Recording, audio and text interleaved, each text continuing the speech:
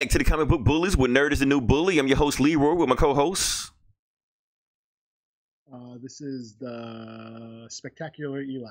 There we go, right on cue. This is a well-oiled machine we have going on right now. So yeah, we're back with another episode, and like I said, there's actually not a whole lot to happen. So I guess we're pretty much gonna actually read comics this week. Weird, I guess. We'll make up for the past year, up for the past few weeks of non-review. Yeah, because like we completely just not read comics at all in those comic reviews, so now we're gonna actually read them. And like I said, not a whole lot of stuff happening. And it seems like the only thing that consistently happened is Black Panther. That is pretty much all on the news when you turn ABC, CNN, Geek News. It's all about Black Panther. It's Eli. How many times have you seen it already? I've still only seen it once. You've seen it once? I've only seen it once because I didn't want to go to the movie theaters. Yeah, I didn't want to go to the movies and have my heart broken. Be like, try to go see it this. Yeah, well, see, the thing is, my boss told me if I'm heading sales or some shit this month, he said he'll pay for my ticket for Black Panther. So I was gonna go, but I was like, well, if he's gonna pay, well, I just wait for him, you know. And the funny thing about it that you'd go see it with your boss. Fuck yeah, dinner and a movie and everything. Is he that cool? Not really. Dinner and a movie and everything, but he's paying for it. Why not? But yeah, the funny thing about it is that I've noticed that anything Black Panther related, like that we talk about, outright geekery, YouTube, blog, podcast. Eli, have you noticed that anything we do or talk about Black Panther is like getting traction? Yeah, pretty much. Everybody, it's either being praised or people are bitching about it. Right, but people are or people bitching about it getting praised. Right, or people bitching about it getting praised, or people bitching about it. Yeah. Either way, it's a conversation. It's a discussion. And the funny thing is that I've just looked back at some of our podcasts, some of our blogs, and some of our excerpts, and even some past ones that were like a year ago, something like that. Are now, if we mention Black Panther in it, it just took off all of a sudden. I'm like, well, what the fuck happened? Why are we getting all these comments? Why are we getting all these views and stuff like that? It's getting insane. Like, remember that Black Panther and Storm one? The one that I got shitted on for? Mm-hmm. I'm getting shitted on all over again. Yeah. It started up all over. Like, people know that I'm like the views just like tripled the last time I saw it. I'm like, wow, this is insane how this is going. Like, did people not see this last time it came in? But I guess it's hit some kind of algorithm or something like that, and we've gone viral, Eli. Yeah, we should dig up that old white Black Panther video. That one hadn't got it right. I can't find that one. That one should. You think that one would take off or something? But oh well. You never know what cat is on the internet. The internet is fickle. So. With white power, man. Yeah, with white power, man. That was funny. That was like our claim to fame. That was what made us. We made our name on Black Panther. So that being said, anything else you want to talk about before we actually get into the nitty gritty of it, Eli? Let's do it. I got a big pile of books I'm supposed to talk about. Eli has a shit ton of books. He's going to make up for all the fucking off and procrastinating we've been doing because we are like the laziest comic book podcast of all comic book podcasts. So we're going to make up for it this week.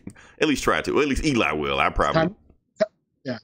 I'm going to be pay the bills. It's time to pay the bills. I'm still going to be lazy as fuck. So, but Eli's going to make up for it. So, starting out with the box office, let's do this. Eli, take a guess. What's number one this week? Let me get. It was about some costumed vigilante character. Exactly, dressed like right. It was a black superhero dressed in a cat suit. So yes, it was Catwoman. No, not funny books. The funny books. Not funny, not Catwoman. It was Black Panther again. And the funny thing about it, in its second week, it did 108 million. So that's more its second week than Just League did its first week. So either way, we're not going to shit on Just League. Not yet. We'll save it later on for that. Number two, Eli, is Game Night.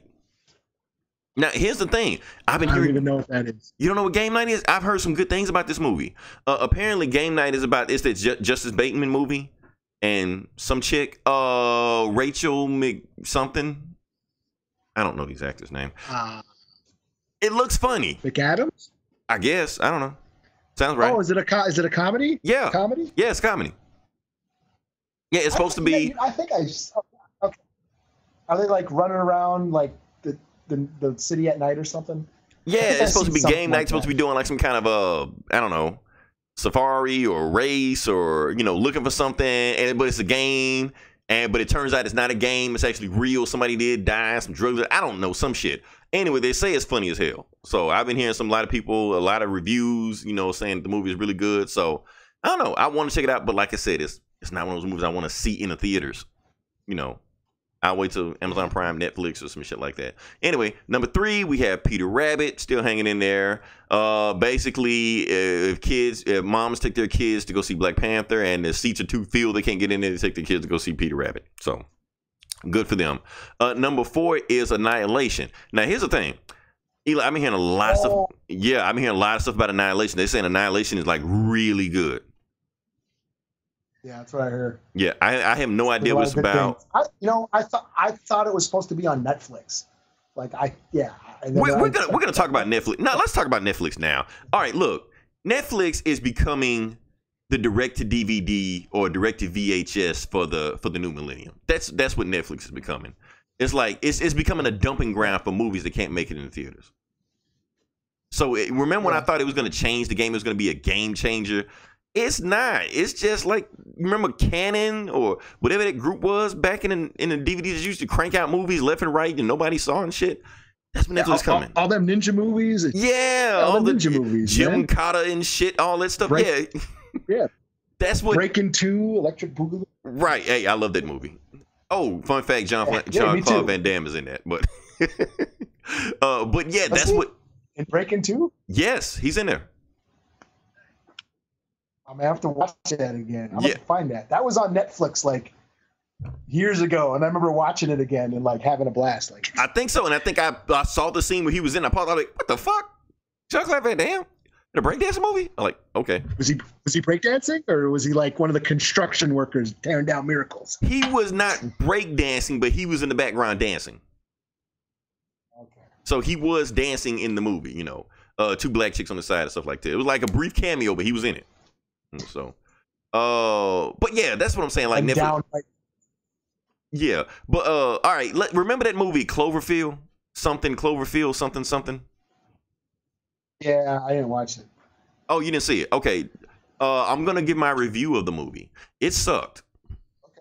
So there we go from there. So it's like I'm getting excited for this movie, thinking it's gonna be the new Cloverfield movie. This is what Netflix should become. This is what Netflix will kill theaters. Like, no, it's just a shit movie that if it went to the box office, nobody would have watched anyway. So just dump it on Netflix and that's it. It's just like Bright, the Will Smith movie. I wouldn't have saw that shit in the theaters. But I'm watching on Netflix and I'm like, okay, whatever. So Netflix is not the game changer I thought it was. Maybe it's in its baby steps or, its infant stage right now. But right now, Netflix is coming out it's got into a bad start. What are we talking about? We weren't talking about Netflix. I think it's their series. They're more known for their series. I mean, I can't think of a Netflix movie that I was really into. But Stranger Things is cool. The Marvel shit's cool. I guess Black Mirror is supposed to be awesome. I haven't watched any of them, and people keep yelling at me for it. But, I've only seen. More known for. Did we ever talk about Black Mirror on here? I don't think we did. Talked about Black Mirror, but I haven't watched. I haven't watched any. I've only seen the first episode. I didn't see everything, but that first episode, holy fuck, that shit was mind blowing. That's all I'm gonna say.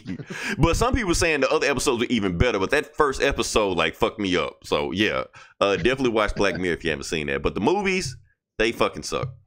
There's a few good ones over there. There's a rom-com on it. What was the last Netflix movie I saw? What was the name of that movie? The First Day We Met or some shit. It was a rom-com movie. Dude goes back in time because he got friend zoned, so he tried to go back in time to not get friend zoned, and he all keep getting friend zoned. It's like Groundhog's Day, but what the fuck? Shit. Yeah, the movie sucked, but anyway, you can watch it. Where were we? Number 5, we have 50 Shades Freed, still hanging in there. Whatever. This is the last one, so woohoo! Fuck. Number 6 is Jumanji: Welcome to the Jungle. This movie will not fucking quit. I'll look at the numbers in that one in a second. Number 7, the 15, the 17 Paris, the flag waving Clint Eastwood movie. Yeah, whatever. Number 8, The Greatest Showman, which is still hanging in there. I have not seen the movie, but it is hanging in there. And number 9 is Every Day. What is it, Eli? I don't know. Cool. Next movie is number 10. We have The Early Man. You said that was the Wallace and Grimace. Did I say that right? Oh yeah, Wallace and Gromit animation, clay animation. Yeah, I fucked that all the way up. Okay. But yeah, that is the top 10 of what we have right now. Now, before we get to that, I want to look at Jumanji because you know what I did? I forgot to tell you this. I saw The Shape of Water. Finally, you saw The Shape of Water. Okay. What thoughts? What do you got? It's cool. It's cool. You know, it's a love story. It's kind of like a Beauty and the Beast without the stupid music, singing and shit. It's awesome to look at because Guillermo del Toro is a great director, and let's see what else. It does tackle the racism and classism that's all in there for that. Those, you can draw those parallels. They touch on all those subjects.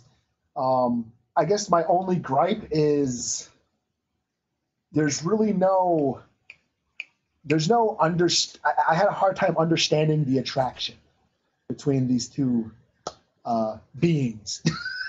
Maybe that's just other her. Than they just say, "Oh." Maybe that's just her thing. Other than that, that's. Remember, like she kind of explains it. Yeah. I mean, remember Howard the Duck? Maybe it was like that. Yeah. She just wanted to fuck a duck. I guess. I don't know. I guess, yeah. Bestiality is some people's thing. I guess. Something, yeah. She just kind of explains in once, the way he looked at me. No one's ever looked at me like that. Well, you're a fucking human and he's a fish. What do you expect? So I had a hard time making that connection. I said, oh, okay, yeah, you guys fall in love and fuck. Okay, that's sure.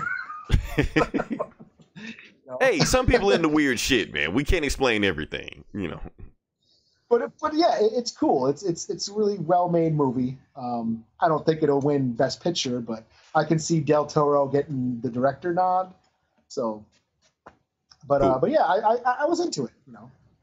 Hey, I'm glad you brought that up. When is the Oscars? Is it next week? Something. It's coming up soon. I know they're coming up soon. Okay, cool. Okay, give me a score. 4 out of 5. It's one of Del Toro's better movies. I liked it better than his last. Was it that Crimson Peak? I thought it was Pacific Rim. That's just because I'm not into ghost stories. Okay. Pacific Rim was okay. You got to be in a certain mood to watch Pacific Rim. It's either a stupid movie or it's a fun stupid movie. It's I don't know. I don't know how I feel about that movie. Yeah, and it's nothing I hadn't seen in anime. Right. Like the giant robot, like Appleseed or fucking Neon Evangelion. But have you ever seen it live action? That's the thing.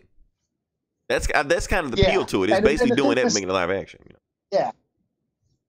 Yeah, but even so, all the shots, it reminded me of Transformers. There was all this rain, every fight scene was in the rain, and there was shit flying, and I want to see. Okay, here's the thing. I think the special effects in the Pacific Rim were a lot better than those Transformers movies. Because at least in Pacific Rim, I could see what was going on. I could tell the action made sense. Transformers, I don't know what the fuck is going on in those action scenes.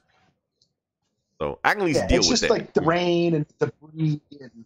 It was still a little frustrating. And some he smacked the monster with a boat, man. Come on. Yeah, that was cool. But in the rain. So it was lightning and flashes and strobes going. I just like the scene where the Japanese chick started talking Japanese right before she pulled out the Voltron sword. Did this my father? I'm sorry, I'm being racist. I don't care. Like I said, she takes the sword, chops the monster in half, and space some shit. I'm like, okay, that was fucking awesome. I like that shit. It wasn't a good movie. Blazing sword. But yeah, some shit. She had some kind of Kamehameha attack or Hadouken or something. I don't know. Yeah, I think I expected a lot more from it because I grew up, watching Voltron and Godzilla movies and I was a Del Toro fan. So I went into that movie thinking it was going to be the most, the best movie ever. And I came out, I was like, it was all right. You know, Yeah. I don't. Like I said, I don't know how I feel. Is it a good movie? Is it a bad movie? I don't know. I really don't. Maybe it's a good bad movie. It's all right. Let's call it a good bad movie and just leave it at that. You know, it's entertaining. It's entertaining. It's Mortal Kombat. That's what it is. You know, Mortal Kombat is not a good movie. Pretty much. But it's, I don't know. Anyway, moving past that, Jumanji. What do you think, Eli? Where do you think it's sitting at right now? Oh, is it at 500 million yet? Jumanji? Yeah, Jumanji's at 919. Oh, geez. Yeah, it's almost at $1 billion. It probably won't crack $1 billion, but that's impressive. That's impressive for a Jumanji movie. Yeah, and I haven't even seen it. What the fuck? You're the reason it had made $1 billion. Yeah, I should go. Eli, support the movie. Should I go see that or Black Panther again? I'm gonna give. Okay, before I answer that question, I'm gonna give you some Black Panther numbers. Okay, so now Black Panther, like I said, we did some insane numbers. It is one of the only movies in history to ever hit 100 million in its second week. In fact, I think they said it's the highest grossing second week total in movie history.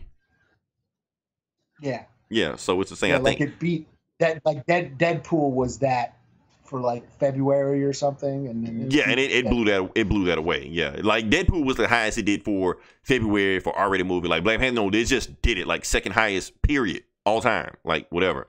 So currently, Black Panther domestically wise is at 400 million, and worldwide it's at 700 million. Now let's look at these numbers. Let's break these numbers down. Now, like I said, domestic wise is at 400 million, right? Now in a 10-day span, like it just did, Avengers was at 313 million. Avengers is currently right now the highest grossing comic book superhero movie of all time. Black Panther is outpacing the first one. The first one, yeah. The Age of Ultron actually didn't do too bad either, but the first one is the top one. So at the pace Black Panther, and keep in mind these numbers we're talking about now, it hasn't been released in China yet. It doesn't get released in China till next week, or maybe the week after next week. I'm not really sure. But the point is that at the pace it's going right now, it looked like it's going to end up being the highest grossing comic book movie of all time. So, like I said, it's already at 700 million in 10 days. $1 billion. It looked like it's gonna hit $1 billion next week. So that's insane for 3 weeks. So yeah. So projection wise, they're probably thinking it's gonna end up somewhere like around between 1.6 billion or 1.7 billion or something like that. Who knows? If it hit those numbers, like I said, it's gonna beat Avengers. So that's insane. So, hey. Yeah. Eli, you know what I always say? What do I always say? Yeah. Do you play roulette? I don't cry. That, I always say that, but Eli, do you play roulette? No, I do play craps though. But you gotta, I'm gonna give you some word of advice when you play. You're messing up the line, Eli. I had a whole set of fuck it, it's fucked now. So anyway, I'm gonna finish it anyway. Well, I'm gonna give you some advice on roulette, Eli. Always bet on black. And then Wesley Snipes hang up the phone and then you start shooting a bunch of people. Anyway, what do we got next? I guess we can get to the news because there's really not any news going on right now. We can talk about DC. Let's talk about DC because they're always fucking up. Let's not forget about DC for this year. We understand Marvel's on this road now. We got Black Panther coming out. We got Infinity War coming out. And they even said Infinity War trailer might even drop. Because that's how we have to do it. Yeah. So we can't forget about them. We can't. After all the success Marvel is having now, some DC. Exactly. Where are you going, DC? Don't hide. Come back. So let's talk about DC. Like I said, all of this more and more news popping out about Justice League and Zack Snyder is hinting at that. Yes, a Snyder cut does exist. It doesn't exist. He's fucking with you, fans. He did get fired though, but he's fucking with you, fans. But they're saying that Joss Whedon is now currently exiting the Batgirl project, so he's no longer writing Batgirl again. Oh. Yeah, and we saw that coming. We called this like last year. Like this Batgirl movie will never be made. I knew this from the beginning. Main thing, Eli, because we already said it. There is no Batgirl story. There's nothing there. You know, Joss Whedon said he couldn't crack the code. There's no code to crack. There is no Batgirl movie there. She has one story where she got shot and possibly raped, and they're not gonna make a movie of that. You know, yes, you can say well, what about her new 52? Not this age. Not in this, yeah, maybe not in the 80s. Yeah, you could have did it, but not in the Me Too movement. No, that's not gonna happen. So, and like Joss Whedon wasn't allowed to make movies. And that's the thing. They're saying he might have dropped out because Joss Whedon has some controversy going on with himself. Also saying he's a fake feminist. He was just saying feminist bullshit just to get in women's pants. You know, to cheat on his wife, and she put all the stuff out there. Who knows? We don't know what the fuck's going on. You know, but they're saying it might have been. But here's the thing. That asshole. But here's the thing. Asshole getting more pussy than me. But he's married though. He like, well, like he was single doing it, you know. But I don't know. It's not like he's gonna do it with his abs or some shit. Like he's not Michael B. Jordan. He's not gonna just show his six pack, you know. Anyway, but Eli, there's another conspiracy going on. They say it's more to it. What do you do now? Okay. Now, there's a conspiracy. Like I said, you know, with DC, there's always a conspiracy. It's always, you know, you have to look deeper than what's going on. Some people are saying that they're never the Marvel spies are. Oh no, that's a conspiracy. Oh no, they're saying that Joss Whedon was a Marvel spy, like he was a Marvel agent. He was sent to destroy Justice League. But that's not the controversy, even though there's some stupid theories out there also. But the theory is that I can't wait to I can't wait to talk about the Dark Knight's Metal book now. Now that you're saying, I'm pretty sure that DC have always. That's the thing. DC comics are awesome, but they're movies that I don't know what the fuck is going on with that shit. But let me get to the conspiracy theory. Now the conspiracy is they're saying that there never was a Batgirl movie, like ever. They're saying that it was all a cover. It was all a smokescreen to just get Joss Whedon into the studio so he could work on Justice League from the very beginning. Because he'd been working on Justice League for a very long time. He didn't just show up at Justice League like in September or August like that. No, he was working on it probably a year before then. So basically, but they didn't want anybody to know he came in for Justice League, you know, to come in as like a script doctor or a director or whatever like that, or sneaking him into the movie. They used Batgirl as a cover screen to just get him in there. Yeah, he's going to write Batgirl. Ooh, but he never was. So they got him in, and the moment he got into DC, he started working on Justice League.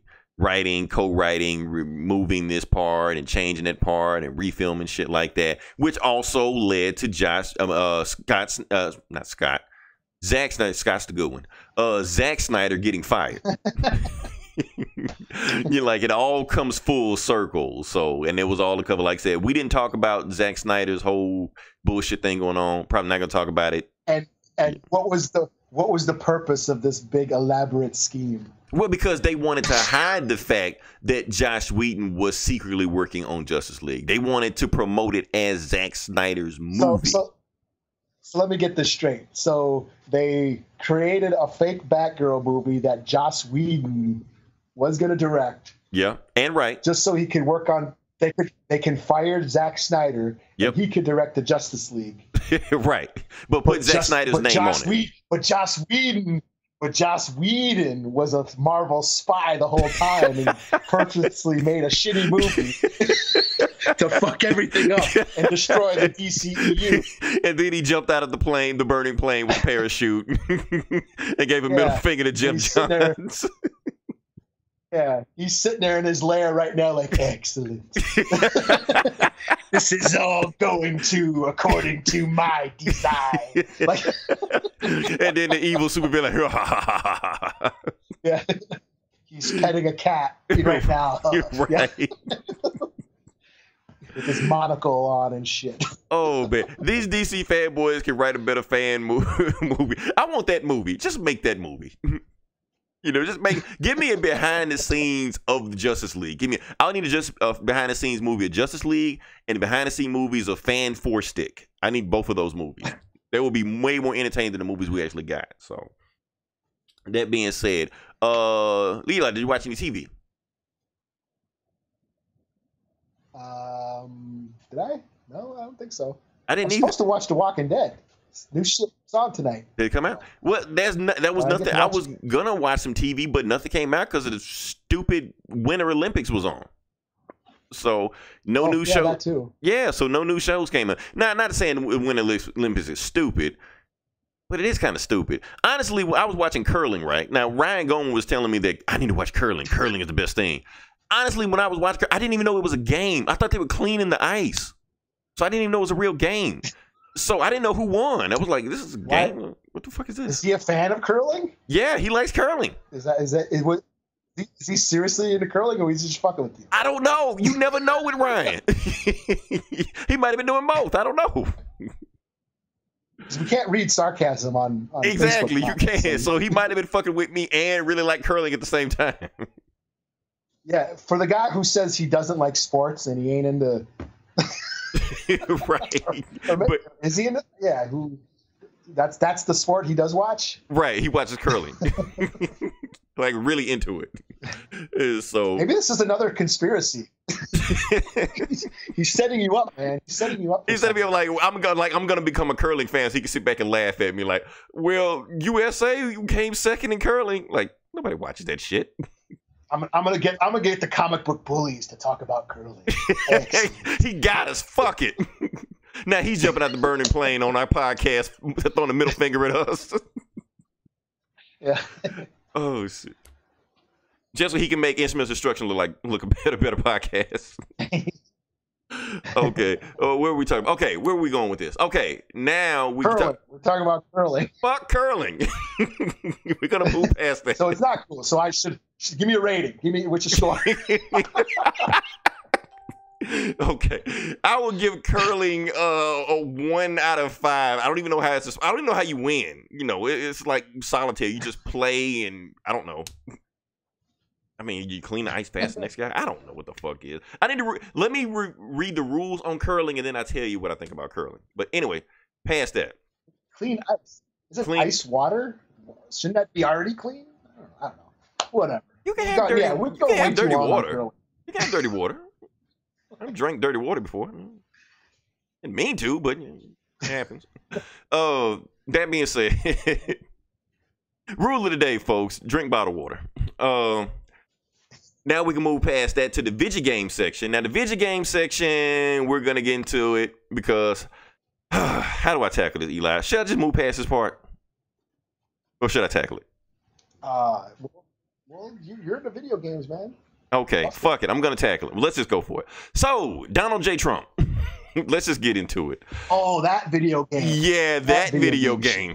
Yeah. I thought you had a video game. Yeah, well, technically it is video game news, but it's not. But let's just dig into it. Okay, so yeah, we're just gonna get into it. Just get out of it as fast as possible because I want to tiptoe around this. So, like I said, last week, like I said, there was a school shooting that happened. Like I said, there was another one, and then every time that happens, we get a mass shooting.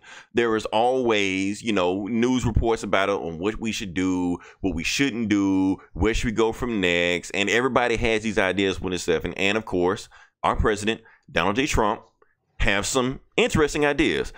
Eli, have you heard one of his ideas? Not video game related, but just period, one of his ideas. His brilliant. I've heard a bunch of his. Okay. Yeah, his great ideas. His great, brilliant ideas. The reason they're gonna be, they're gonna be amazing. Amazing. So here's his number one idea, and it's in video game related. But I'm gonna get it to video games in a second. But let me just get there.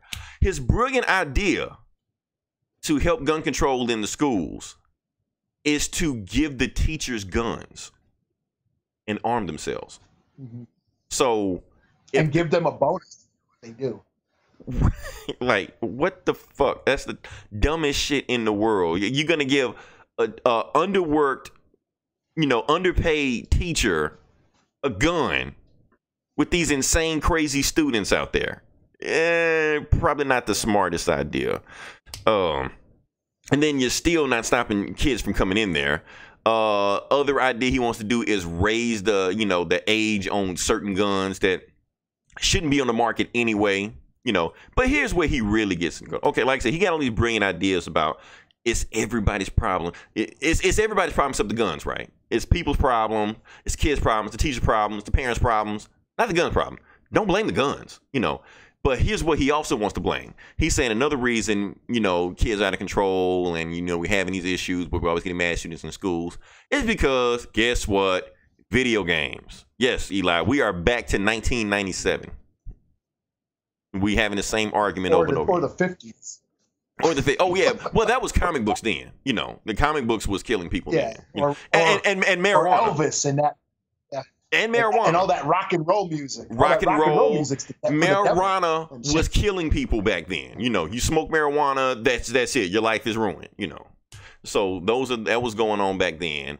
And now we're having these same arguments that are repeating itself right now. So Trump doesn't want to get rid of the guns, but he wants to get rid of the games that have guns. Is that how it works, Eli? I'm trying to figure this out. I mean, like I said, he's a brilliant strategist. He's a tactician. So I'm trying to figure out where is his thought process on blaming guns and movies and stuff or video games when people are actually getting their hands on guns they shouldn't be even getting their hands on and going in and mowing down, public places. So I don't know. His strategy is he's appealing to an audience for votes, because that is the argument. A lot of people believe. Look, let's be honest. Let's be honest. It's not the guns. It's the they don't want to blame guns, and because guns equals freedom, for a lot of people. Right, but they keep their guns just in case if the government try to take their guns away, just in case the government is too crazy. Yeah. So that doesn't make any sense. They trust the government, but they don't trust the government enough to give them their guns because they're scared that the government might try to come and take their guns. So they support the troops, but they're also afraid the troops are going to come and steal the hypocrisy of it. Look, let's just call it what it is. The NRA has so many politicians in their pocket; they are not going to change the laws. As long as Donald Trump is in office, these gun laws are not going to change. So the thing is, we're getting all these issues with guns, and every issue we come up with, they say, no, that's not the solution. That's not the solution. That's not the solution. You know what's not the solution? Not doing anything.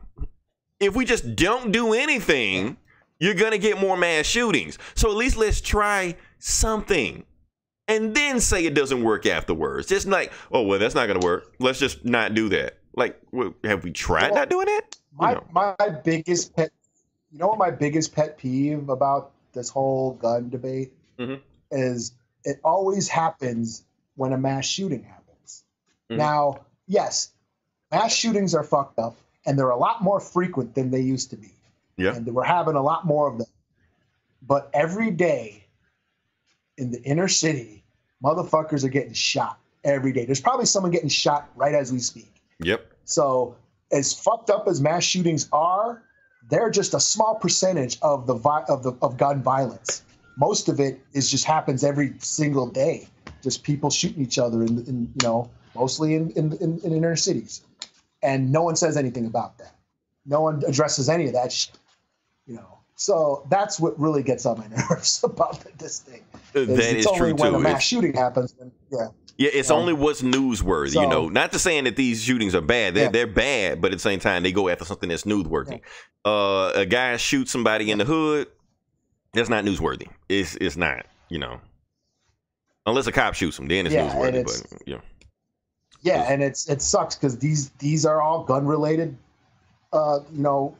victims. They're all all this gun violence is a lot bigger than people think,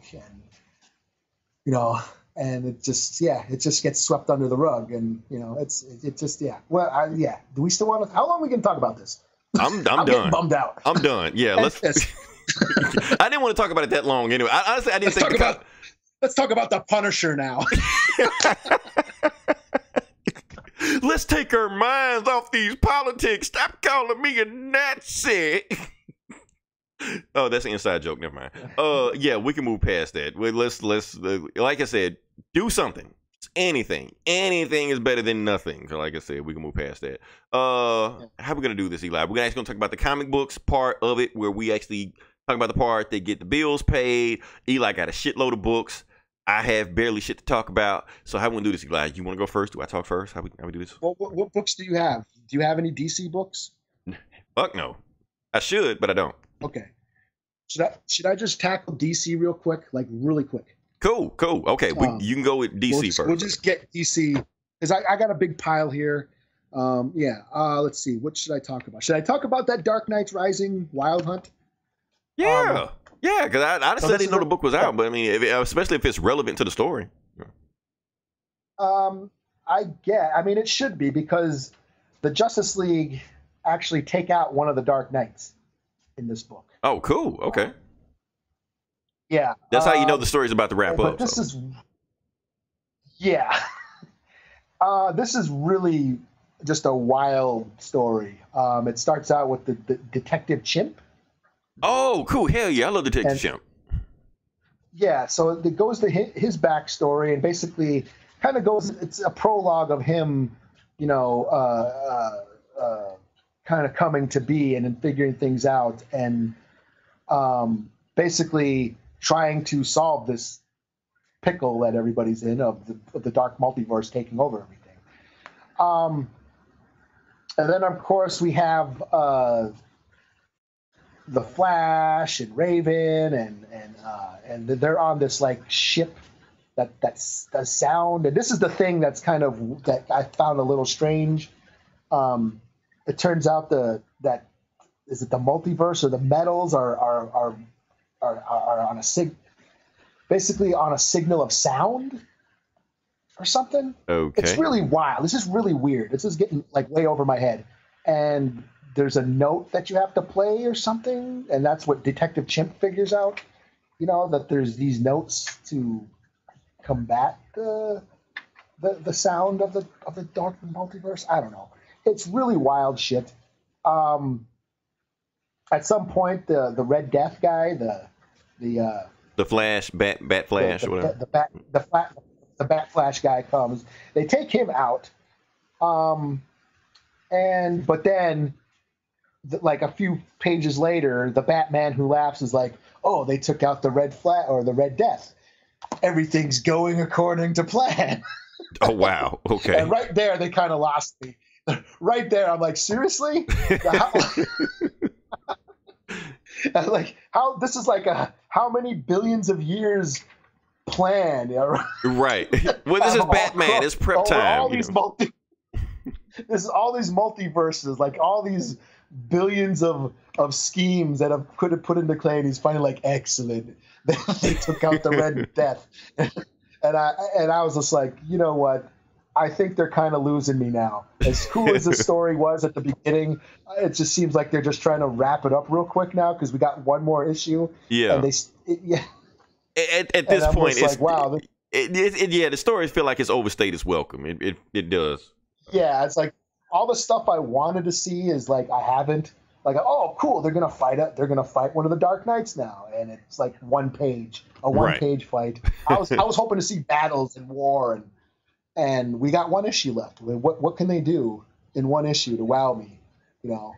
Yeah, I mean, at some point, it's just like, okay, you're getting a little too crazy now. You know, with the 50-foot Hawkman in hell, and I guess, and it's got like it's written by multiple people. It's like Snyder, Grant Morrison has a credit on this. You know, and you know how Grant Morrison is. That motherfucker's just yeah.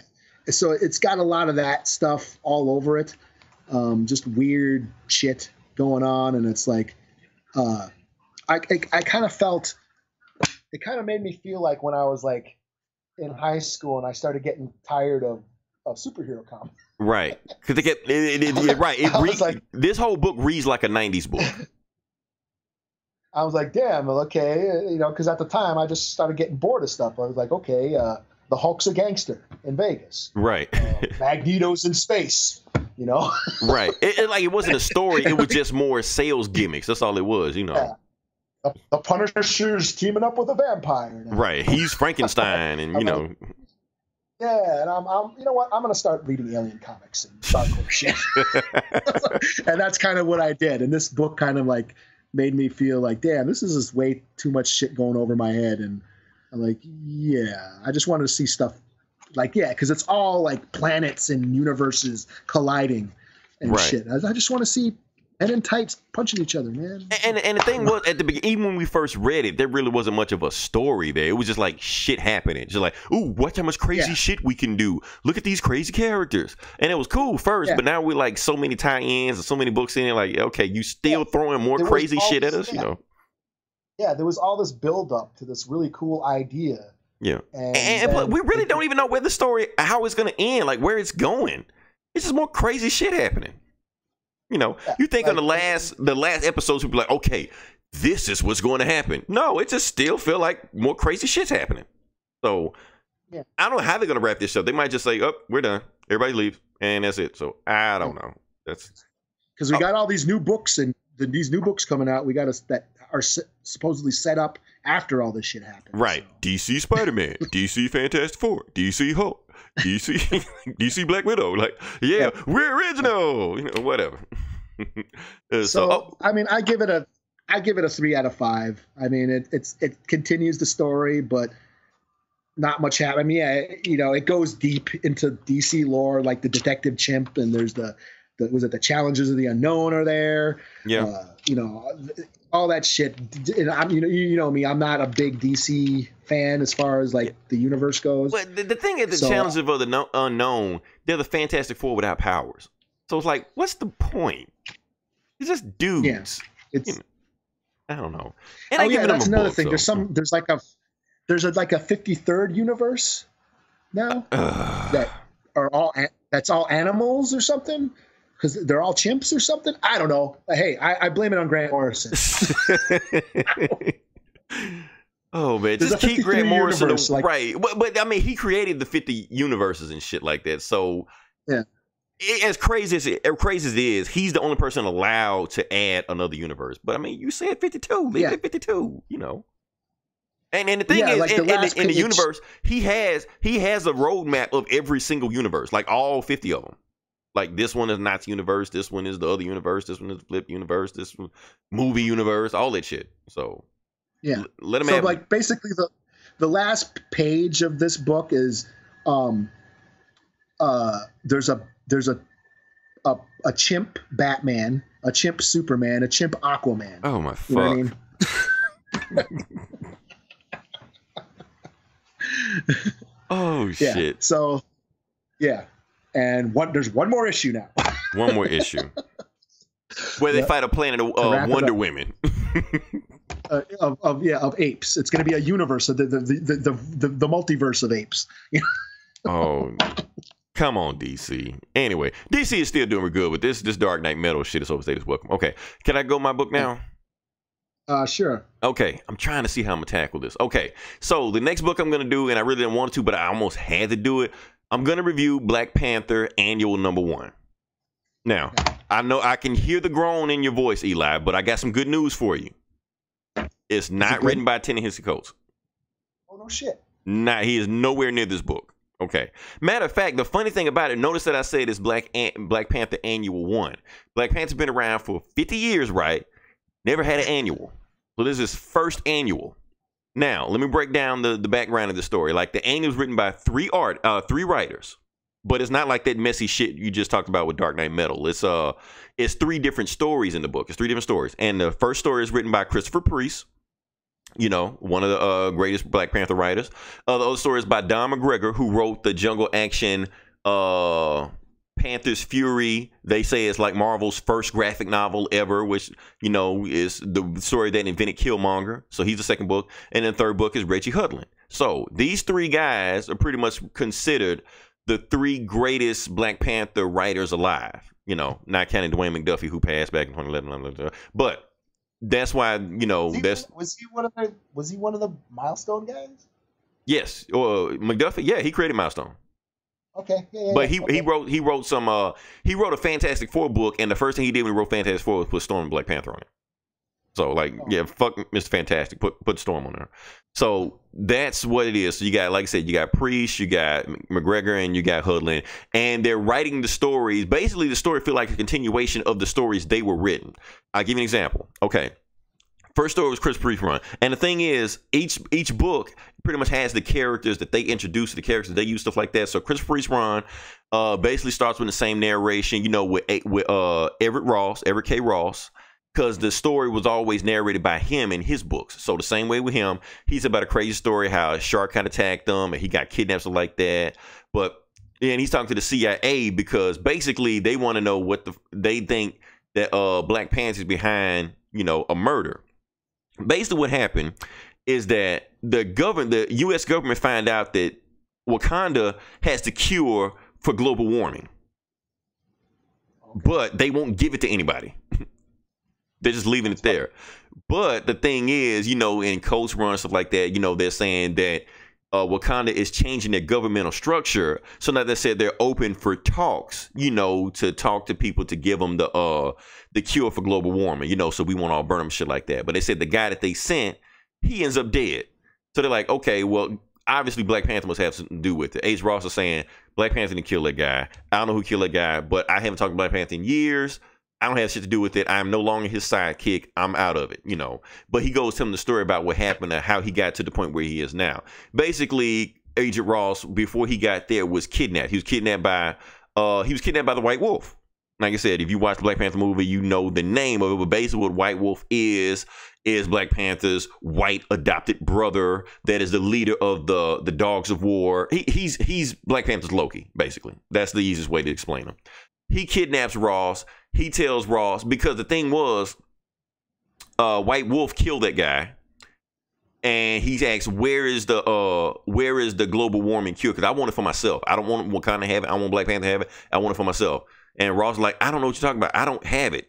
And then all the Dogs of War start getting not killed, but they start getting stabbed and stuff. And Ross is free and stuff like that. And the White Wolf is like, what the fuck's going on? And Ross is like, okay, yeah, Black Panther's gonna save me. But it wasn't Black Panther. It was actually Malice. Now, if you don't know who Malice is, okay, remember Nakia in the movie, his girlfriend? Yeah. Okay, in the comics, she's a supervillain. She was an ex-Dora Milaje, went fucking nuts, went crazy because she was in love with Black Panther and killed everybody he loved. And basically, she's trying to save Ross because you think if she saves Ross, she'll get back in good, with the child and stuff like that. But he's crazy. So the rest of the Dogs of War go after her. They start attacking him, try to get him, stuff like that. But somehow Ross gets away and he ends up in the CIA office. And then when he finds out the CIA, I don't know what the fuck's gonna happen. So they're like, well, we had nothing on you, Ross. We're gonna leave. So when they walk out the door, all of a sudden Black Panther just pops up behind them out of nowhere. And he was like, so did you kill that guy? And Ross tells him, did you kill that guy? And I'm like, no, I didn't kill him. Because obviously, Malice or White Wolf killed a guy because I can't give the United States the cure for global warming because what's going to happen. I give them the cure for global warming. If I give them that, the first thing it's going to do is going to go to the Pentagon. And they're not going to cure global warming. They're going to use it to fuck up some other region and use it for military purposes. So that's why I got to keep it for Wakanda purposes. Even though the government structures change, I got to make sure that nobody keep their hands on it. And Ross tells him like, well, you ever trust the United States? And he just tells him no, and then leaves out the door, and that's it. That's story one. I know that I'm gonna try to keep it short as possible. That was story one with Chris Priest. Now, part two of the story was Don McGregor's run. He was continuing with his Panther's Fury run. And basically what it is that Black Panther was going all the way over to the other side of the mountain to grab a magic herb, the herb that gave him his powers, because he was giving it for a funeral. And the funeral he was giving for was his ex-girlfriend, Monica Lynn. If you don't know who Monica Lynn was, that was his girlfriend that was in the 60s and the 70s. And she actually saved him when Killmonger beat the fuck out of him and threw him off a waterfall. She's the one to drag him out of there and, nurse him back to health. But she's dead now. Apparently, she died from cancer. And the thing is, apparently, Wakanda doesn't have the cure for cancer. And T'Challa is crying over the funeral, because he was like, we got all these things we could do. I'm the Black Panther. I'm the king, and I can't save her from this, But he decides to put the magic herb in her, her casket and, says goodbye. Which is actually kind of sad because, like I said, Monica Lynn had been in the comics like forever.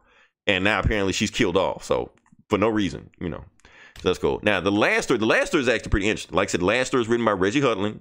We all know who Reggie Hudlin is, from House Party. and Boomerang and all those movies.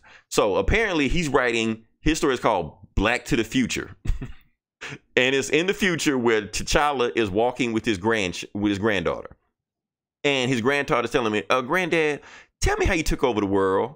You're like, oh yeah, I'll tell you how I took over the world. Remember, Wakanda is a small little town, and your grandmother Storm got pregnant, with your mom and your dad and stuff like that. And people thought that Wakanda was easy pickings at the time.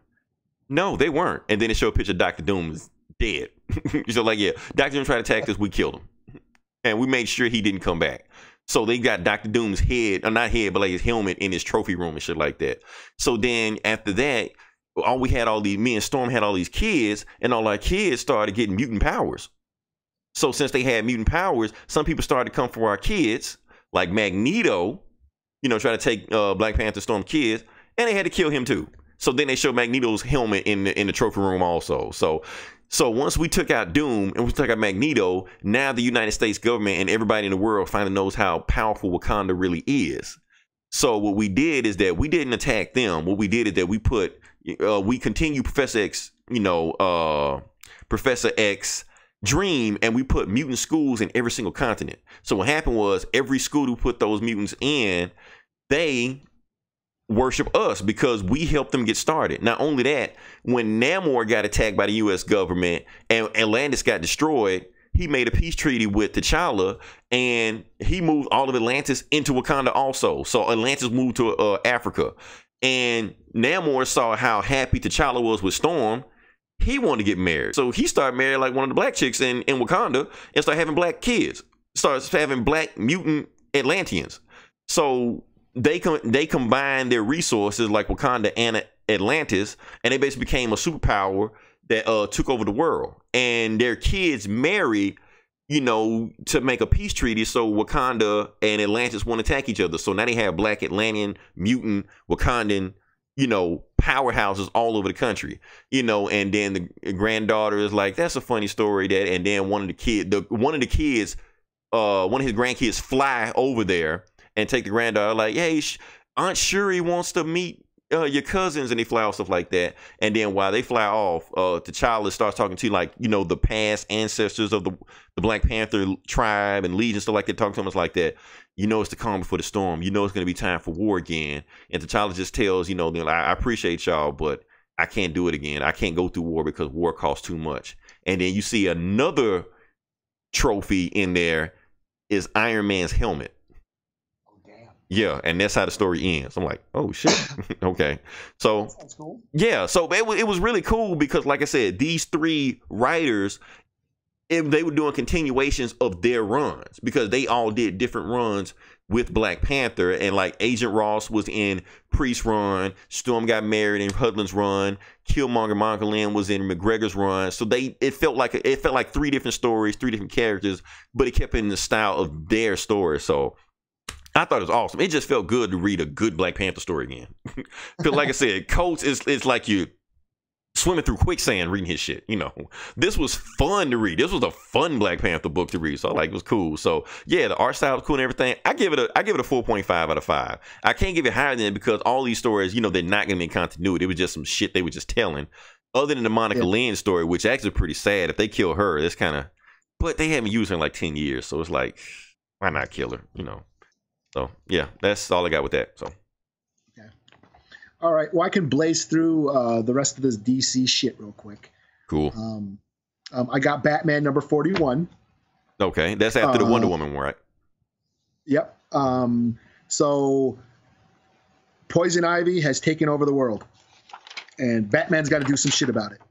Well, she's controlling everybody on Earth, except for Batman and Catwoman, who were able to inject themselves with some serum that allows them not to be controlled by her. We'll see what they will do. The last panel, they're basically saying, like, how the fuck she do this? And he's like, I don't know. Like, this is everybody on planet? What the hell? What are we going to do about this? And he's like, I don't know. Wait, and Batman says he doesn't know? Yeah, I don't know. she's controlling everybody on the planet. He's like, I don't know. How the fuck she do this? I don't know. What are we gonna do about it? I don't know. And that's how it ends. Batman says he doesn't know. How does Batman not know? Batman knows everything. Yeah. So it's interesting. It's the start of a new arc. Not a lot happens. I give it a 3 out of 5 just because it's just the beginning, but the art is really cool, and it's told, the way it unfolds is really well. So yeah, so there's that. Batman 41. I got Batman and Ninja Turtles. Okay, cool. 2, number 4, and basically it picks up where the last one's left off, where the Turtles and Batman, along with Damian Wayne, they are being attacked by Bane, who's crossed over into the New York, into the Turtles universe, and he's taken control of the Foot Clan along with Bebop and Rocksteady and Baxter Stockman, who is now a Fly. And there's a fight that goes on, and they basically realize they get their ass kicked, because Bane's just too damn powerful. Even there's a cool moment where Splinter is beating the shit out of Bane by just hitting his pressure points. But he's still just too damn powerful, and he grabs fucking Splinter and throws him, and he gets buried under a bunch of rubble. Like, oh shit! The Turtles rescue him, and he's all fucked up. They go back to their lair, and they're like, "Damn, what are we gonna do, man? He's just too damn powerful. No matter what we do, he's just too damn strong." And Donnie's like, "Well, we should take this venom." And they're like, no, man. And Batman's like, no, that shit makes you crazy. But Raphael's like, no, what else are we gonna do? No matter how, he's still, we might outskill him, but in the end, he's just too damn powerful. And meanwhile, Bane has taken over the city. He's taken over all the gangs, and he goes to the Statue of Liberty and puts a big giant Bane banner over the face of the Statue of Liberty. So it looks like Bane's face is on the Statue of Liberty. He's like, I am, look at me, like Ozymandias. I am, like, look at me upon despair, all that shit. He quotes that shit. And then the last panel, it shows all the fucking turtles are sleeping. They're trying to rest up, and Donnie sneaks off and he takes the venom. So the last panel is Donatello taking the venom, and he's all raging out and shit. Oh man, I was hoping all of them would take it. Okay, but just Raphael take it. Okay, that makes sense. So. Yeah. So Donatello takes it. Donatello takes it? The fuck? Yeah. I was hoping Raphael would take it. Like, if one of them will take it, let Raphael take it, Yeah. Well, he was the one who said that was a good idea. So hopefully we'll see some raging out turtles against Bane. So, and then, of course, I got Aquaman 33. Okay. This is the last issue of the Underworld story. Well, it's not. It's this particular arc. This Underworld storyline that's been going on is fucking awesome.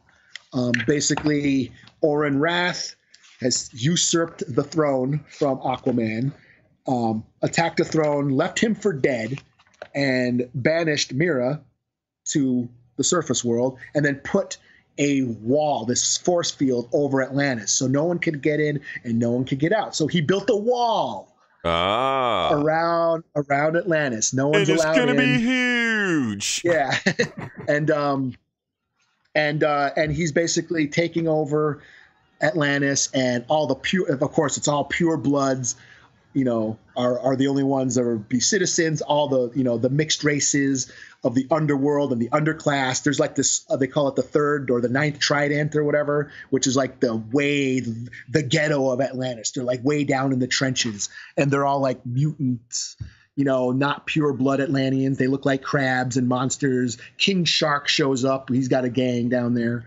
And that's where Aquaman wakes up. He has, he's not dead. He ends up basically forming this like underground army to take on Orin Wrath. Now, Mira, she, I can't remember the kid's name, but she gets this magic Atlantean kid to help her bust through the Crown of Thorns. That's what it's called, the wall over Atlantis. But it's this magic spell. But he wasn't, a fully... He studied magic, but he wasn't really good at it, and said, if this doesn't work, this might drown you, So she goes through it, and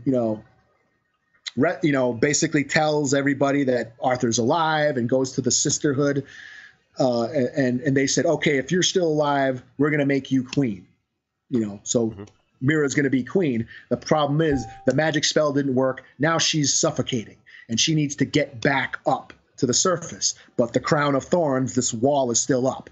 So in this issue, Aquaman and all his cronies from the underworld, they all attack the Magistry, and they kick ass. Aquaman brings down the crown of thorns, and then he brings Mira up back to the surface where she's now recovering. And they're like, yeah, you got to rest up because you're going to be queen of Atlantis now. So yeah. And from what I understand, I think next week we're going to have the Mira Queen of Atlantis story arc. She's going to have her own book, her own story arc. So, which I'm really interested in. Now, is she going to have her own book, or she's going to have her own story arc inside the Aquaman book? I think it's supposed to be her, like a 1 through 6 arc, you know? Okay. Where it's just going to be her. I mean, this is still like Aquaman still got to go back down and kick Rat's ass. So he's still got some shit to do. Like, the war is not over yet, but the crown of thorns is down. Like, the wall has been taken down. So he's still got to go beat ass, but she's at Amnesty Bay recovering. And yeah, so she's going to have her own book for like 6 issues, I think. And yeah, but this has been, I mean, this is the art. This is awesome. That, what I say his name was, that guy from Croatia, the Serjan or something. I don't know how to pronounce his name, but it looks really elegant fantasy art, and just it looks like a Magic the Gathering card. You know what I'm saying? That really, really detailed fantasy novel artwork. And yeah, I was just looking at the art in that Aquaman book. Look like some watercolors or something, or it fits that book. You know? Yeah, like some Lord of the Rings shit. You know, that's what it is. It's Lord of the Rings underwater. It's really cool. So I give this a 4.5 out of 5. You know, cool. Just because, you know, it's been going on so long. I mean, this story arc has been going on so long, but so it's cool to see things starting to wrap up. So yeah, that's all the DC books I got. So cool. Okay. Yeah, I guess I can finish. I got another book I got going on. Like I said, we have what is this? Infinity Countdown Prime #1. Okay. Now, remember, I guess 2 weeks ago I talked about Adam Warlock with Infinity whatever. That's tied to this. Matter of fact, it's almost like the next book, the next chapter in that storyline. So basically, what's going on? I'll just give you a quick. Basically, the easiest way to explain is that the Infinity Gauntlet, the Infinity Gems, the Infinity Stones, whatever like that, are everywhere in the universe now, and one person has each one, and they're spread all over the place. Like, some have it on Earth, some have it in space, whatever like that. Anyway, the base how the story starts off is that it's in Canada, and you know, in Canada you got Wolverine sitting on a log drinking a beer. He sees a dog, he growls at the dog runs away, and then he takes out his claws because he's attacked by Ultron drones. Ultron drones show up, because they want his Infinity Stone. He has Infinity Stone in his hand, and he like, you guys don't want to. You guys are rookies, because I'm the best that is at what I do, and what I do is teleport. And because he's teleport, because that's what the power hit the Infinity Stone he has. So he starts teleporting around them, slashing them, teleporting, slashing them. They're all dead and shit like that. Some of them are actually like human, like cyborgs like that. Wolverine don't give a shit. Stabs him in the fucking face and shit like that. So when it's all said and done, Loki shows up. And Loki, the first thing he does is slashes Wolverine in the face. He was like, oh yeah, I want to make sure because there's so many of you guys running around right now. Every time I turn around, it's another dude named called Wolverine. So if you heal, obviously it's you, Wolverine. And Wolverine starts healing. He's like, haha, that's funny. And then Wolverine stabs him through the chin in his upper eye. And he said, well, I just want to make sure it's you also, you know. So Loki starts screaming and shit like that. And then his eye almost pokes out. So he takes a towel and wraps his eye up. He was like, Logan, calm down. I didn't come here to fight you. I came here to get the Infinity Stone from you because you know what the fuck you're doing. Wolverine like, I'm not gonna give you the Infinity Stone. Why would I give you, Loki, the Infinity Stone? Because you don't have the power to stop people from coming here. What will you do if somebody else that has another Infinity Stone come looking for your Infinity Stone? And Wolverine turns around to him, well, I got extra pockets, and then walks off. He's like, oh, that's what you're gonna do? You're gonna make the Infinity Pants? You know, that's what Loki says, and then he flies off and shit like that. So then they just go showing the other Infinity Stones, and they're all over space. The Nova Corps got some. And Adam Warlock got one. Another funny thing is Captain Marvel has one. Captain Marvel has Infinity Stone. And they show the different Captain Marvels throughout other realities. Like they show Carol Danvers. Then they show Monica Rambeau, who was, also the original female Captain Marvel. Then they show Captain Marvel, Marvel. And then they also show another Captain Marvel, which looked like Shazam. But they bleep it out where they don't bleep it out, but they show like a part of them where you can't really tell if it's Shazam. Like they're basically saying that Captain Marvels through all realities have the Reality Stone or whatever like that. And then, like I said, Adam Warlock, the last book we talked about, Kang the Conqueror killed him and buried him to make sure that he arrives in 2018, which he finally breaks out of the pyramid. He breaks out, in a tourist attraction because now the pyramid is just, in Egypt. Everybody takes off running. He like, run along, get out of here. But while he's there, they cut to Ego the Living Planet, and his evil half, which is the Magus, is sitting on Ego the Living Planet. He's like, yeah, I'm coming to get the Infinity Stone because they're back and I'm going to kill everybody to get them.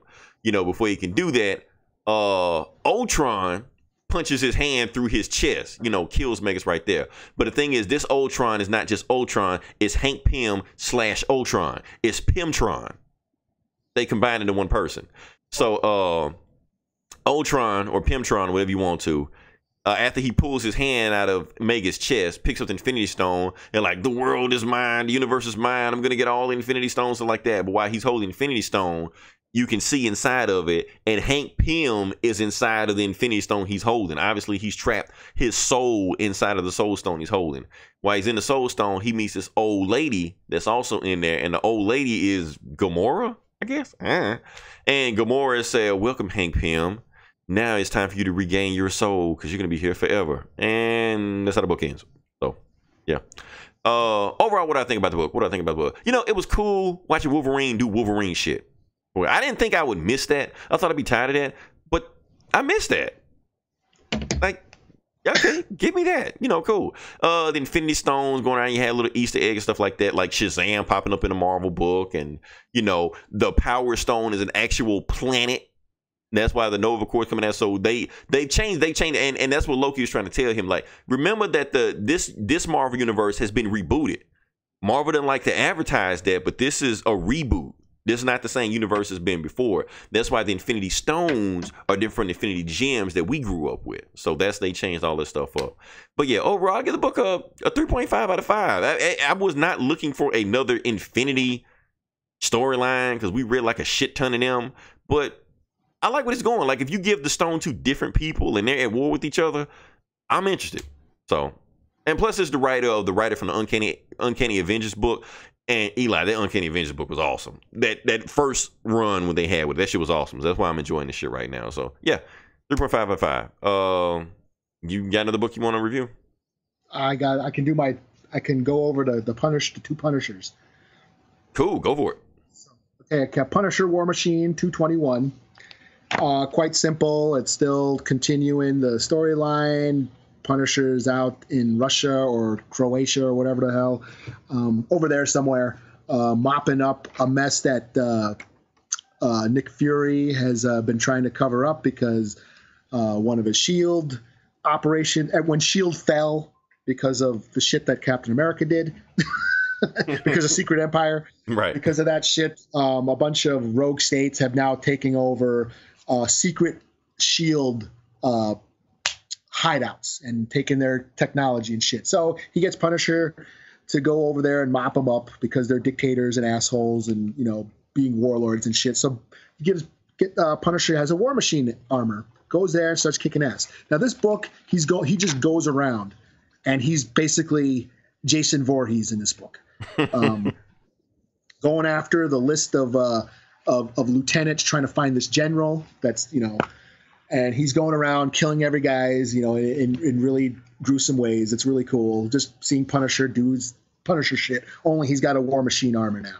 And then and even like Nick Fury even said, like, you can't do this because he's got nuclear weapons. He's gonna wage war. It's like, well, I can't find the guy. So this is what I'm gonna do. I'm gonna go after his lieutenants. So that's what he does. He goes around and starts killing all his lieutenants.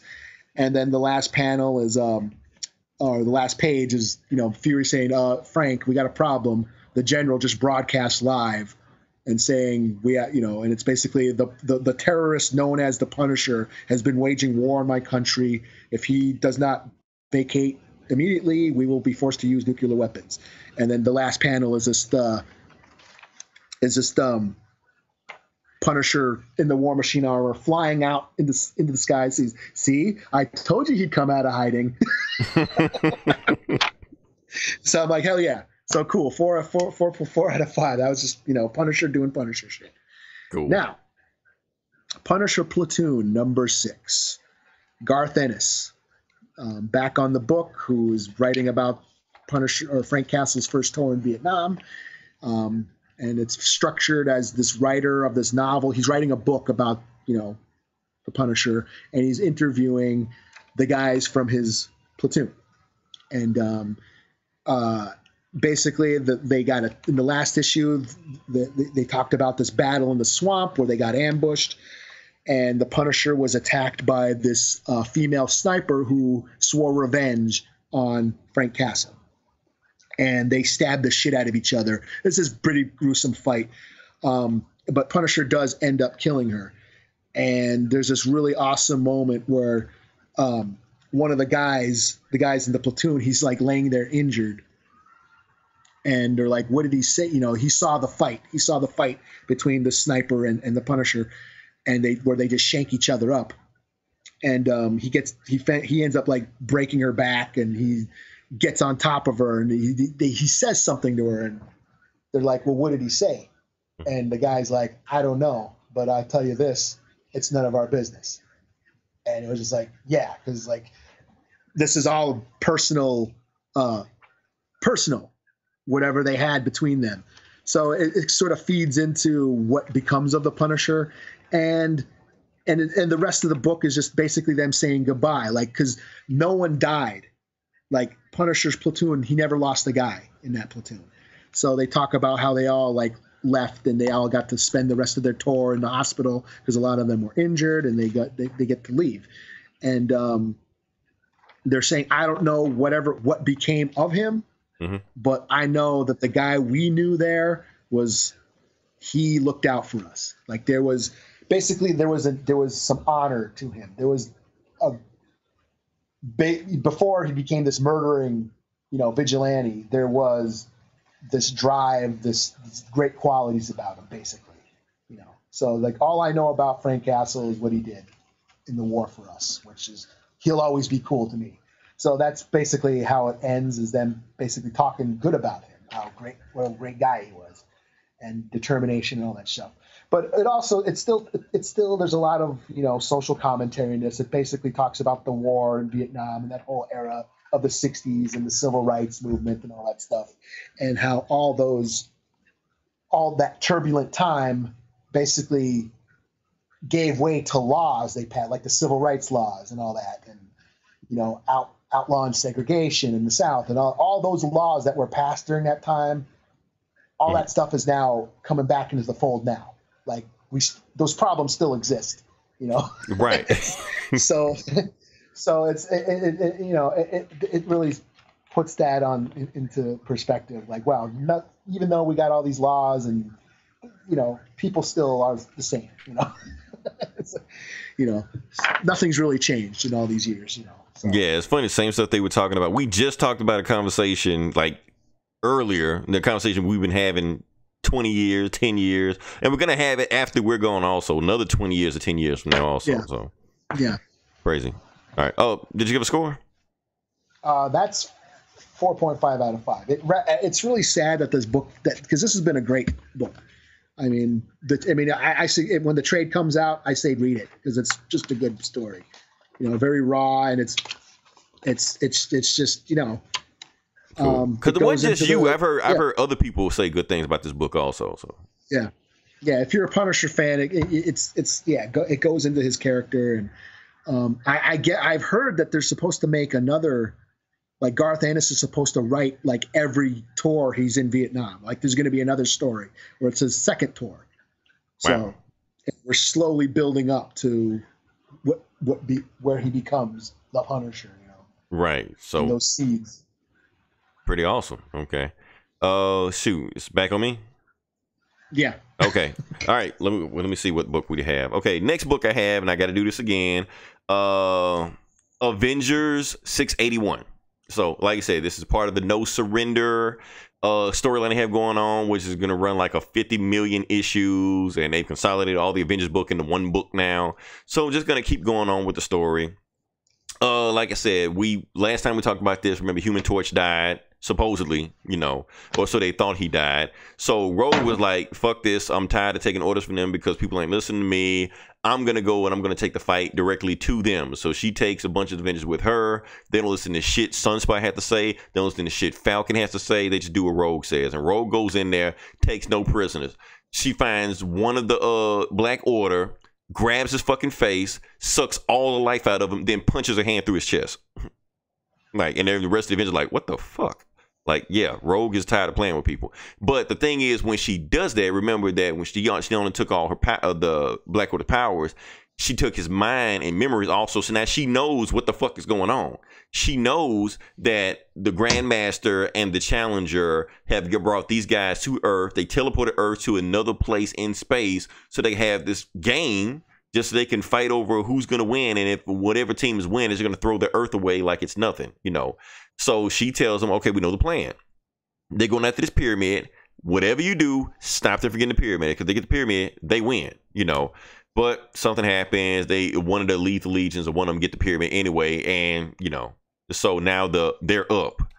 And what else goes on? Okay, that's one fight. Then we got another fight over here where Falcon's team and stuff like that, and they're fighting. And Synapse, like, she's one of the new Inhumans, Avengers, or whatever like that, and she's fighting one of the guys. And she's like, I know everything you're thinking. I know your every thought. They're like, oh, really? Do you? Okay, what am I thinking now? And then when he drops his defenses, she thinks to his mind, and now she knows everything that's going on. So she knows what Rogue Team knows also. She tells them, like, whatever you do, they can't touch that pyramid. They're already up. If they get that last pyramid right there, they will win, and Grandmaster will destroy the Earth just like nothing. Like, oh, so the one of the Black Order is already running toward the pyramid. Nobody can stop him. He'd already, like, Goldberg tackled Dr. Voodoo to get him out the way. And right before he's about to grab the pyramid, an arrow comes out of nowhere. Bam, explodes in his face. And who's standing there? Hawkeye and Red Wolf standing right there. And they're looking like, okay, what the fuck's going on? Yeah. Really? Yeah. And they're standing there like, okay, yeah, Hawkeye's like, okay, somebody give me up to speed. What the fuck is going on? But away from that, we cut back to Nevada, in this destroyed town in Nevada, and you hear this voice of like, stop him from getting out, stop him from getting out. And then a hand pops out of the rubble, and it's a green hand. And it bookends. Oh, yeah, okay. yeah. I've heard. We called it though. We called it. Yeah. we like I said, we called this like 3 weeks ago. Because they had already building up like, who could it be in the shadows? Who could it be? And now we know, okay, it's the Hulk. Yeah. So Hulk is coming back. Bruce Banner is back. Not Asian. I'm horny all the time. Hulk. We got Bruce Banner. I don't know where the other guy is, but yeah. So obviously. Well, Red Wolf supposedly died along with the Nighthawk. Or not. Oh, Nighthawk. Did he? Oh shit! Maybe that's another. They never confirmed it because they just went out in the last panel of Occupy Avengers, they were like getting attacked by Hydra. You know, they were in this like they boarded themselves in this like shield base, and then they like hit her and what the fuck's her name? The chick who turns into the wolf. What's her name? Wolfsbane? No. Damn, I can't. I'm just like slipping my mind. She was running around with Nighthawk. What the fuck is her name?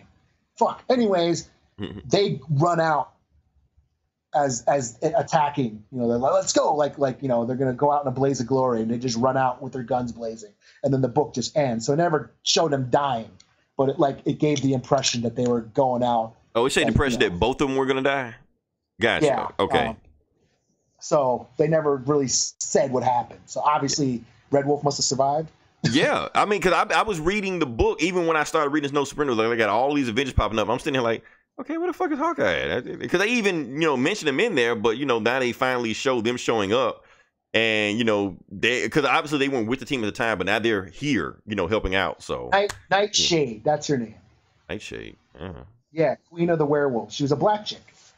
Dr. Nightshade. There is a black chick named Nightshade, but she ain't had shit to do with werewolves. She was like a Luke Cage villain or something. Yeah, but she turned into a wolf. I don't know. And then she was hooking up with Red Wolf. I don't know. I don't know that. Whatever. Okay, sure. All right. She was running around with Nighthawk before that. Like when they met up, when Hawkeye and Red Wolf met up with them, they were running around. Nighthawk and Red Wolf or Nightshade were running around together. Okay, because I remember Nightshade, but I don't remember nothing to do with werewolves. I thought she had like poison or some shit, and she had like an afro and. She always say like sugar and shit, like hey sugar, whatever. Baby, she had the hots for Red Wolf. She was always trying to fuck Red Wolf though. She was trying to fuck everybody. In fact, that was the thing. That was like in that last issue of Occupy Avengers. She's like, okay, if we survive this. Yeah, she always walking around like half naked and shit. Yeah, trying to fight guys. Yeah.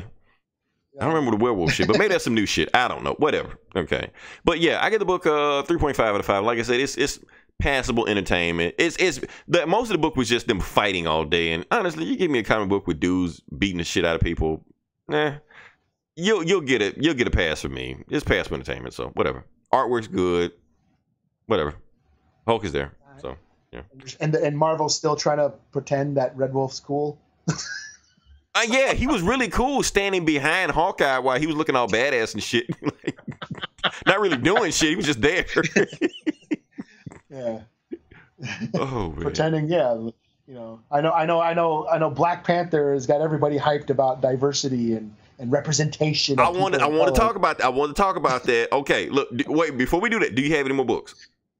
I got. Thrawn. Yeah, I want to talk about Thrawn. We're gonna talk about Thrawn, but fuck, let's talk about Red Wolf. Let's talk about it. Let's do it. Yeah. Okay. Yeah. Okay. Now, like I said, I know you had some issue with Red Wolf because, like I said, you saw the dude from Black Eyed Peas, who I had no idea was Native American. Me neither. Yeah, like where the fuck that? You as shocked as me as when I found out Meghan Markle was black. I was like, wait, what the fuck? Really? So he was cosplaying and as Red Wolf, and he said he has representation, and this is the character he's always wanted, and he wanted to add diversity. But Eli, you're not on that train, huh? You're not. Yeah. Well, here's the thing, and I'm, as a native, I want to see native superheroes and cool native superheroes kicking ass. I'm all for that. But for them to like just pull Red Wolf out their ass right after Black Panther dropped and that's the conversation now. You know, representation of people of color in comic books and diversity and all this shit. And that's the conversation now. Now they're going to pull this out their ass. Like, hey, look what we got. We got a native character, Red Wolf, and act like he's been this great character all these years. Like, no, he was like, can I what, too? Yeah. Can I talk about Red Wolf for a second? Okay. Like I said, okay, let me talk about Red Wolf. All right, like I said, I've only read maybe 2 or 3 issues with Red Wolf in my life, and it's like that. When he first showed up in one of those Avengers books, like I said, I read every Avengers book ever made. Back in the 70s. Back in the 70s, shit like that. He showed up in the book, and he was all over the cover. Red Wolf and that dog. I can't remember the dog's name. Whatever. Okay, Lobo? Was it Lobo? Something. Maybe, I don't know. Some shit. Okay, so he was all on the cover. Like, there was no Avengers. It was just him. So I'm thinking, like, okay, he's going to join the team, right? Okay, so he shows up. He fights a dude. Some of the Avengers team up with him. They beat him. You don't even know if he got powers and shit. You don't know if Red Wolf really has powers or he's just tripping on peyote. You don't know what the fuck is going on with the guy.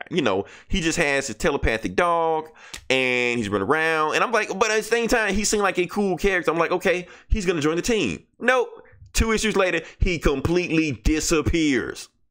Matter of fact, I think he even lost his powers in that book. We don't know. I don't know. And for all I know, he doesn't show up until 20 years later, 30 years later. Yeah, like 40 years Eli, later. I read all those books. I'm looking for Red Wolf to show back up. He never joins the team.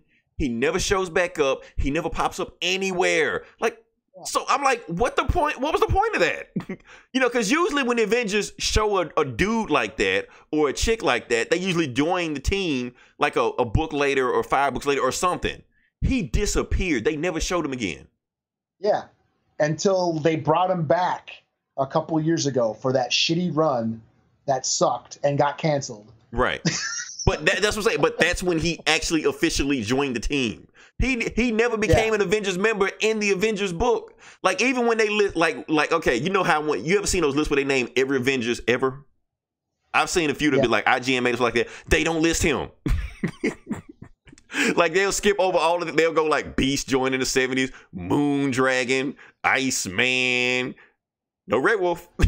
I just skip right over that, Like, damn. I never understood that. I like, why would you create him in the book, promote him in the book, and then not make him a team member? Like, not even for an issue. Yeah. I don't know. Yeah. I mean, and for them to pull him out, now he's back. And like I said, this whole Black Panther hype has stirred representation.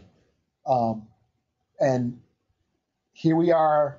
They're trying to like shove him down our throats and pretending like he has this rich lore and he's been like 2 issues in 40 years. Yeah, and just hearing dude from Black Eyed Peas say, "Yeah, man, I wanted a hero." And then when I found Red Wolf, I'm like, "Shit." Yeah, I was like, no, he's not that cool, and he wasn't that cool to begin with, and they're just pulling. I mean, I felt like they, but that's my thing, Eli. I felt like they could have made him cool. They didn't bother. They just made a dude and just tossed him aside. Yeah, like they do with pretty much every native character. Like, I mean, they didn't kill him off. Well, I mean, they took his powers away, but they didn't kill him. Yeah. I don't even know if he had powers. That was like nobody know if he even had powers. I thought he was supposed to be like strong or something. No, he thinks he's strong because he gets his powers from smoking peyote. He talks to the gods, and then he dresses up and he fights crime. It's some mystical bullshit. Yeah, but he doesn't have superpowers. Yeah, because he didn't have him in the book. Like when he's running around with Hawkeye, he just fought. Yeah, he's just a dude. Yeah. He had a gun a couple times, but I mean that's it. I don't know, but okay. We can talk about Thrawn. Oh, okay. Yeah. Thrawn. Yeah. So moving on from that bullshit of Marvel, Marvel trying to market another superhero. Like, good luck with that. Look at all these great minority heroes we invented 40 years ago with 40 years ago. But yeah. So anyways, Thrawn #1. Now, Star Wars. This is a Star Wars book. This was cool. I mean, for those who don't know who Thrawn is, Grand Admiral Thrawn, he was from Star Wars Legends, which is now non-canon. He made his debut in the Thrawn trilogy, the Heir to the Empire, which was the first trilogy that came out after Return of the Jedi. This was supposed to be the story of Star Wars after the original movies, before the prequels. Right. Okay. So this was a big deal back then. I read them. I thought they were awesome. And Thrawn made his debut in that. He was basically commander of a star fleet, but he was assigned way out to the outer rims. So when the rebels came and kicked ass at the Death Star, his fleet was way the fuck out there. So 5 years after Return of the Jedi, he rebuilds a fleet and decides to strike at the New Republic. That's what happened in those stories. That's where they established Han and Leia. She was pregnant with twins. Luke was basically Superman and could do anything. I remember those stories. Yeah. That's where they introduced Mara Jade, and Luke and Mara Jade would end up getting married and shit. Prelude to all that Children of the Jedi and the Jedi Academy shit, which didn't even happen for another 10 years. So that's what gets me is like all these people, all these like Star Wars fans that are into the extended universe And all those old stories are like, oh, these stories been around for years and Star Wars is always blah, blah, blah. No, there was a good decade after Return of the Jedi was over where nobody gave a shit about Star Wars. They were just waiting for another movie to happen, I guess, and it never happened. They had like a couple of shitty Ewok movies and those droids on, cartoons. But after Return of the Jedi was over, as far as we knew, it was done. And so, yeah, there was a good 10 years because Heir to the Empire didn't come out till like 90, 91 or something. So that's almost 10 years after Return of the Jedi. So, and then there would be like another 10 years before the Jedi Academy where they introduced, the Solo twins and all that shit. So, but anyways, none of that's canon no more. But they got Thrawn back. Thrawn has popped up, I guess, in that Star Wars Rebels show, which I've never watched. I hear is good. And they have also written a new novel about him. I guess I haven't read it, but so basically he's now canon.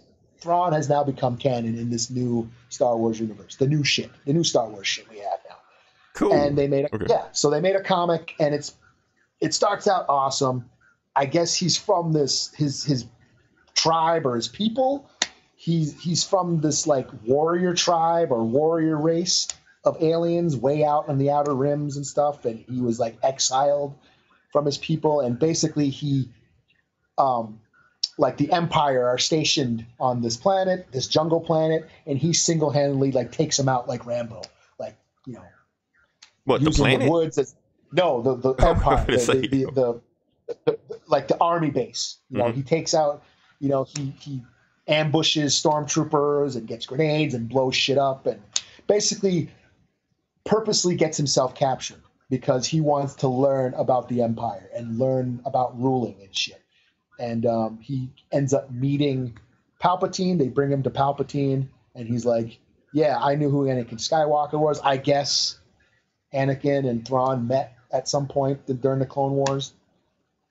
So Palpatine's just like, okay, well, I'm going to make you a lieutenant, and we're going to, teach you how the Empire works and all this stuff. So they basically send him to the Cadet Academy.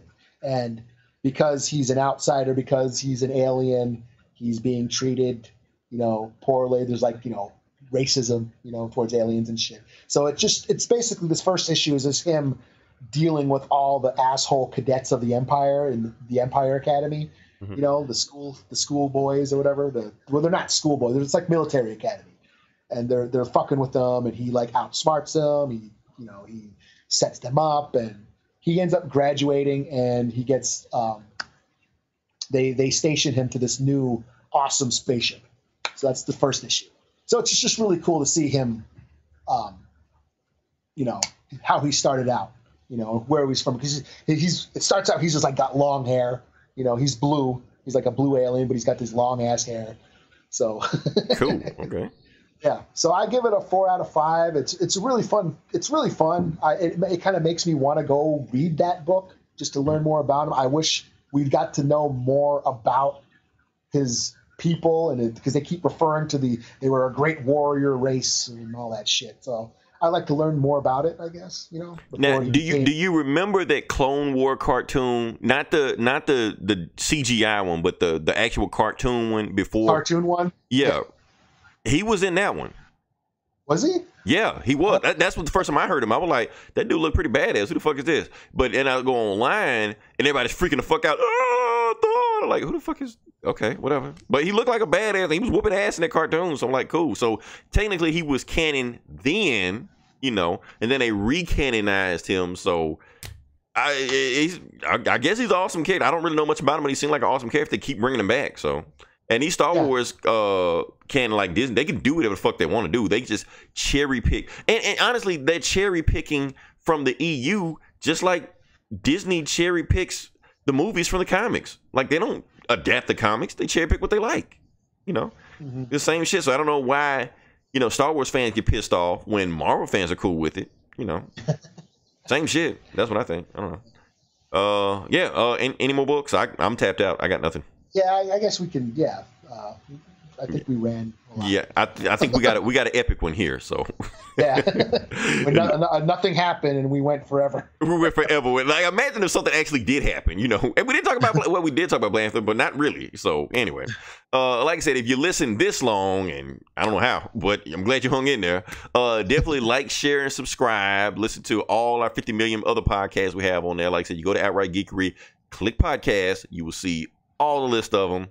I can't remember all of them, but I do remember Eli has a sister podcast, Two Comic Book Bullies, which is also Geek Sav, and I'm pretty sure they're going to get into some Red Wolf over there too, and go a little bit deeper than what we talk about. I suppose we could, yeah. You're gonna do it. You're not gonna resist. I'm gonna time it and see how long you can go without talking about Red Wolf.